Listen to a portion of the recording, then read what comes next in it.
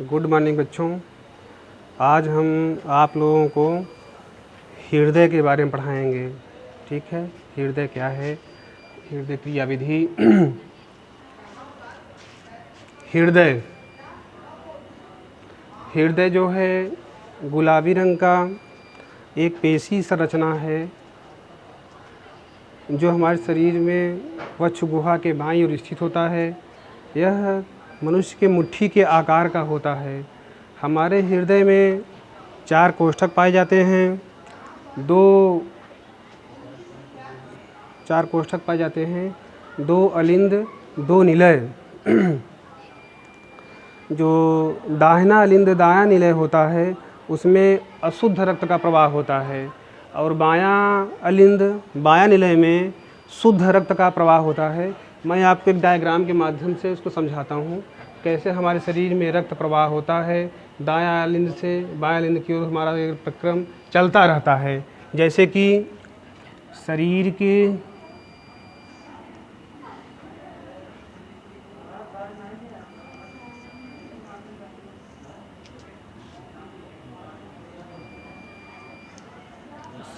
के सभी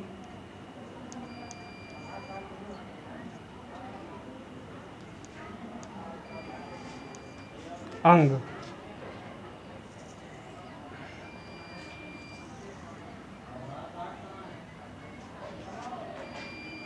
जब हमारा शरीर संग रक्त जाता है तो कार्बन डाइऑक्साइड लेकर जाता है, अशुद्ध रक्त रहता है।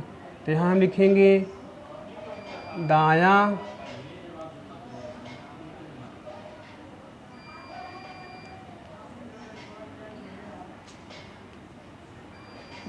अलिंद। इसके बाद रक्त जाता है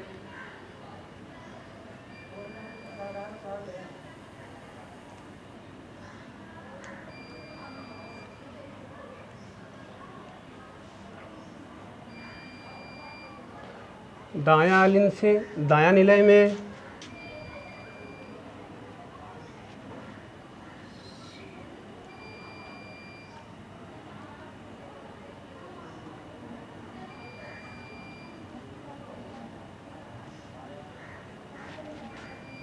CO2 मतलब कार्बन डाइऑक्साइड युक्त रक्त है ये। फिर यहाँ से कहाँ जाता है, फेफड़े में।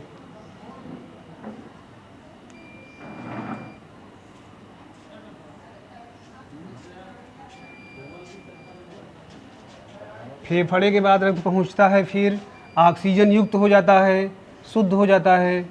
O2 युक्त रक्त मतलब ऑक्सीजन युक्त रक्त।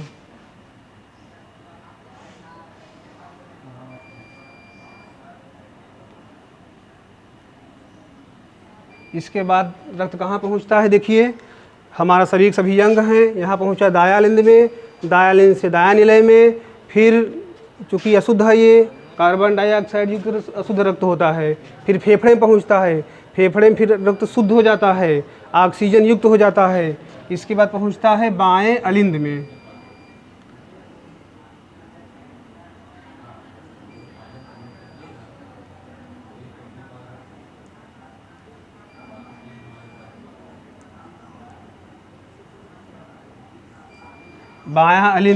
बायां अलिंद से फिर बायां निलय में आएगा।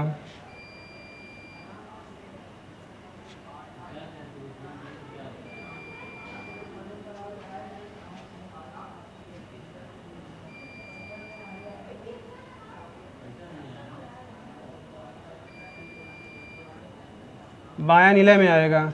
इसके बाद रक्त कहाँ पहुँच जाएगा,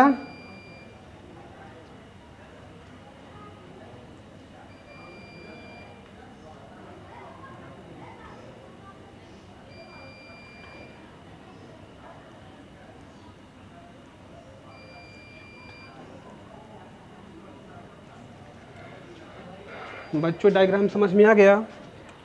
इससे शरीर सभी अंग हैं। हमारा शरीर ये अशुद्ध रक्त रहता है, दायां अलिंद में जाता है, दायां अलिंद से दायां निलय में जाता है, दायां निलय से फिर फेफड़े में आता है, फेफड़े शुद्ध होता है।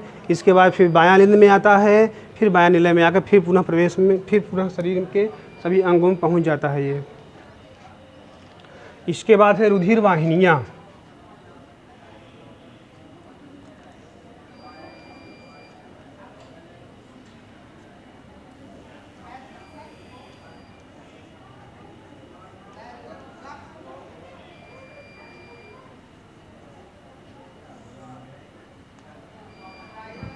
हृदय के बाद आता है रुधिर वाहिनियाँ। रुधिर वाहिनियाँ क्या होती हैं? रुधिर वाहिनियाँ हमारे रक्त को शरीर के विभिन्न अंगों से इकट्ठा करती हैं।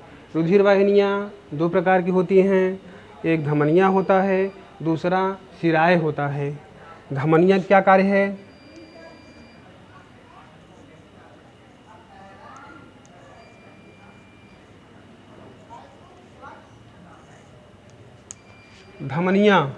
धमनियाँ का प्रमुख कार्य होता है जो शुद्ध रक्त को हृदय से शरीर के विभिन्न भागों तक पहुंचाना होता है।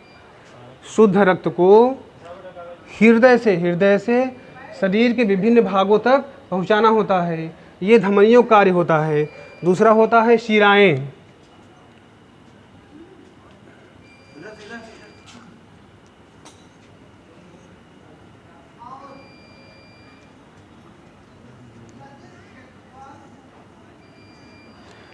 बच्चों, शिराएँ प्रमुख कार्य क्या होता है? शिराएँ जो होता है हमारे त्वचा के ठीक नीचे जो बैगनी रंग की कोशिकाएं होती हैं, ये शिराएँ कहलाती हैं। शिराओं का जो मुख्य कार्य होता है, ये रक्त को विभिन्न अंगों से इकट्ठा करके हृदय तक पहुंचाना होता है, ये शिराओं का कार्य है। इसके बाद हम चलते हैं आमाशय।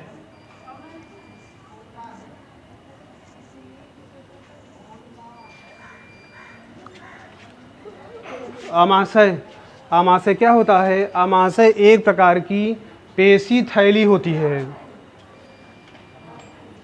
ये पेशियों की सहायता से संकुचन या शिथिलन द्वारा भोजन को मथने का कार्य करती हैं। इसके बाद भोजन को मथने, क्योंकि हमारा भोजन जब हम ग्रहण करते हैं तो ठोस का आकार का होता है, हमको पचने के लिए इसको छोटे छोटे टुकड़ों में होना चाहिए। जो आमाशय का कार्य है, ये अपने पेशियों की सहायता से संकुचन एवं शिथिलन की सहायता से भोज्य पदार्थों को मथ देती हैं। इसके बाद ये आगे ग्रहणी में आगे ढकेल देती हैं। ग्रहणी में भोजन जाने के बाद छोटी आंत में जाता है। छोटी आंत में पोषक तत्व अवशोषित कर लिए जाते हैं। इसके बाद फिर भोजन बड़ी आंत पहुंचता है। बड़े आंत में जाने का मतलब भोजन मलाशय मतलब कि खराब पदार्थ होता है, अवशिष्ट पदार्थ होता है, जो मलाशय द्वारा या मल के माध्यम से, मल के रास्ते से समय समय पर हम उसको त्याग करते रहते हैं। आमाशय का कार्य क्या होता है?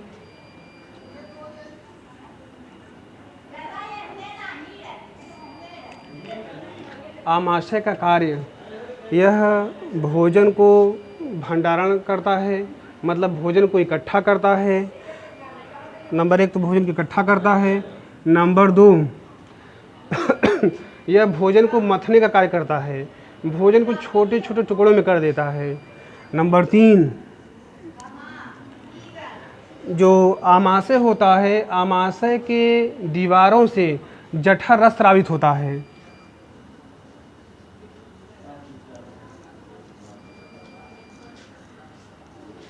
आमाशय की दीवारों से जठर रस स्रावित होता है, जो हमारे भोजन को पचने में सहायता करता है। बच्चों, ये आमाशय, हृदय समझ में तो आ गया होगा ना। इसके बाद मैं आगे आपको पढ़ाता हूँ।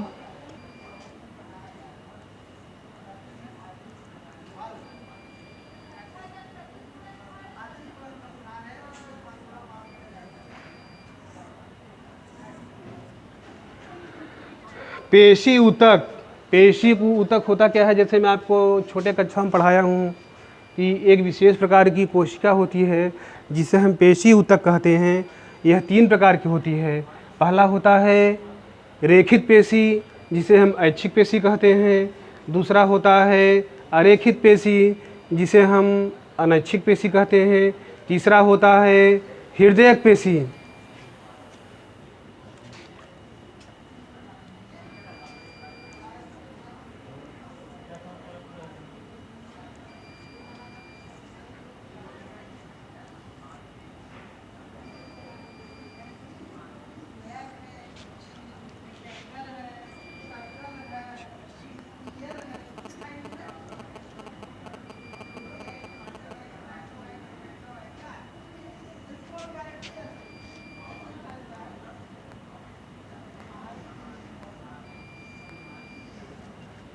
रेखित पेशी को मैच्छिक पेशी भी कहते हैं।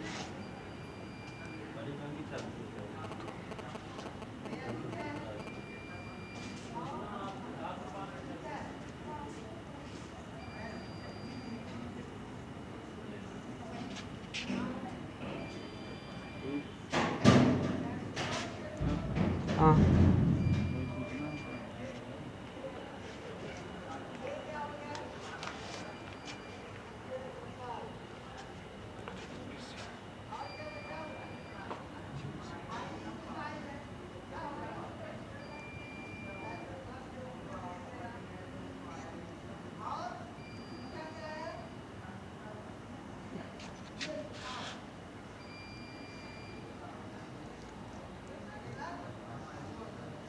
दूसरा है अरेखित पेशी जिसे अनैच्छिक पेशी भी कहते हैं। नंबर 3 है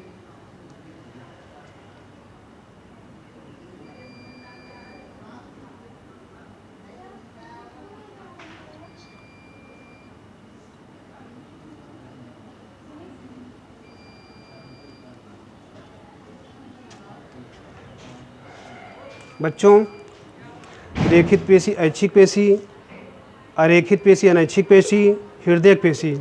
रेखित पेशी या ऐच्छिक पेशी हम उन पेशियों कहते हैं जिसको हम अपने इच्छा अनुसार हिला डुला सकते हैं। जैसे मैंने डस्टर को उठाया, यहाँ रख दिया, मैं अपने हाथ को चला दिया, मैं यहाँ से यहाँ मैं आ गया, मतलब मैं अपनी इच्छा अनुसार चला रहा हूँ। जो पेशियाँ अपनी इच्छा अनुसार हम चला सकते हैं उसे हम ऐच्छिक पेशी कहते हैं। इन पेशियों पर हमारा बस रहता है, मेरा मन चाहे मैं हाथ को इधर करूं, मेरा मन चाहे मैं न करूं। नंबर 2 है अरेखित पेशी, अनैच्छिक पेशी।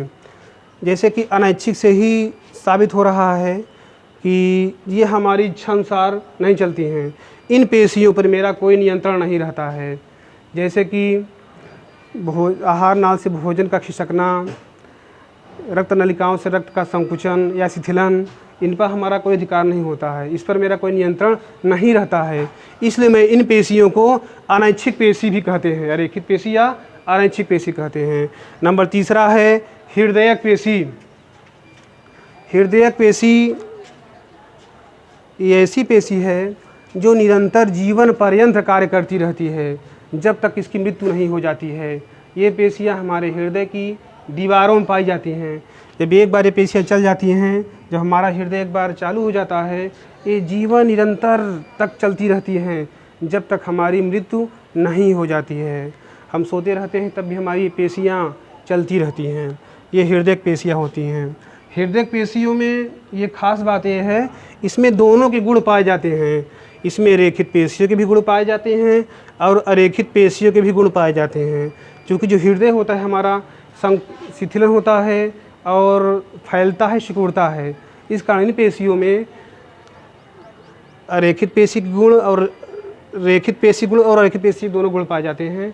ठीक है बच्चों, आप लोग इसको कॉपी में करिएगा, फिर कल मैं अगला वीडियो आपको बताऊंगा। ठीक है।